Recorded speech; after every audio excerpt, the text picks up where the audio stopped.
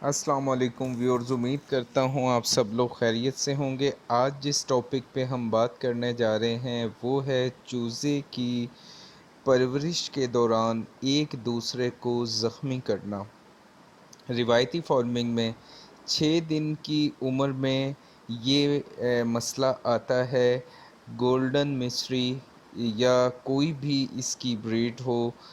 ان کے چوزے جو ہیں وہ ایک دوسرے کو شیڈ میں زخمی کرنا شروع کر دیتے ہیں۔ میں نے اس سے پہلے ویڈیو میں آپ کو بتایا تھا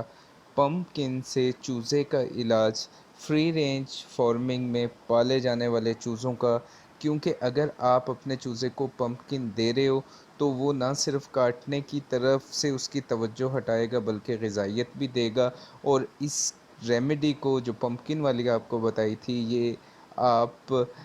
3 سے 4 ہفتے تک رکھ سکتے ہو، کیونکہ فری رینج فارمنگ میں 4 ہفتے کے بعد چوزا آپ کا باہر آنے کے قابل ہوتا ہے، تو باہر آنے سے اس کی توجہ ویسے ہی بڑھ جایا کرتی ہے۔ لیکن جو روایتی فارمنگ میں پالا جا رہا ہے چوزا، وہ کیا کیا کرتا ہے، وہ آپ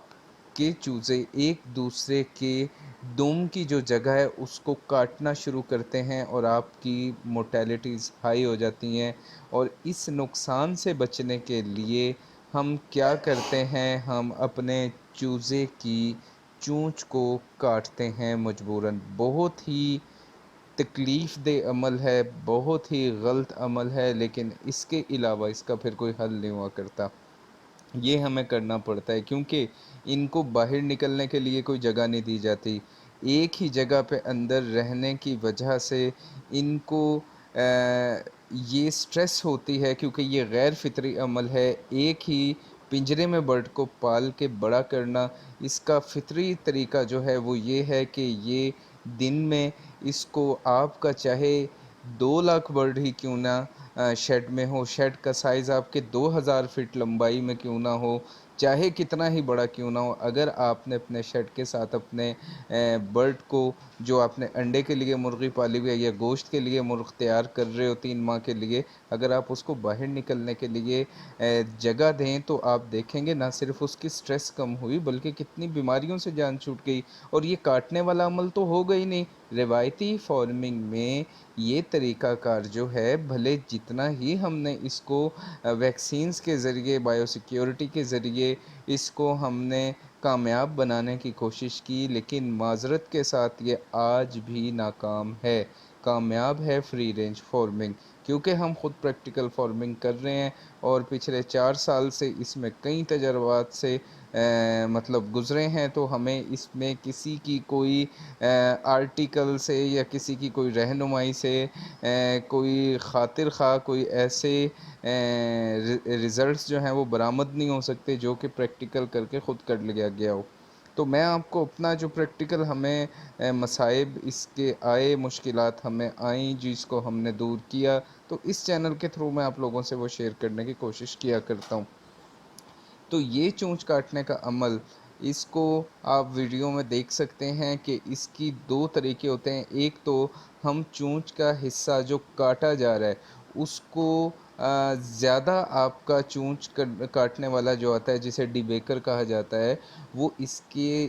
جو چونچ کا حصہ ہے وہ زیادہ کاٹتا ہے۔ زیادہ کاٹنے سے کیا ہوتا ہے، یہ جو آپ اس کا اوپر والا حصہ کٹ کر رہے ہو، یہ یاد رکھو کہ یہاں پہ اس کے برڈ کے یہ ٹیسٹ برڈز ہوا کرتے ہیں، وہ بھی چھوڑ دو۔ آپ صرف اتنی سی چیز کو سمجھنے کی کوشش کرو کہ اگر منہ کاٹ دیا جائے، یہ برڈ کا خوراک لینے کا، اس کو پک کرنے کا، اس کی چونچ جو ہے یہ ایک پہلا ذریعہ اللہ نے بنایا ہے۔ جب ہم اس کو کاٹتے ہیں اور کاٹنے کے دوران جب ہم تھوڑا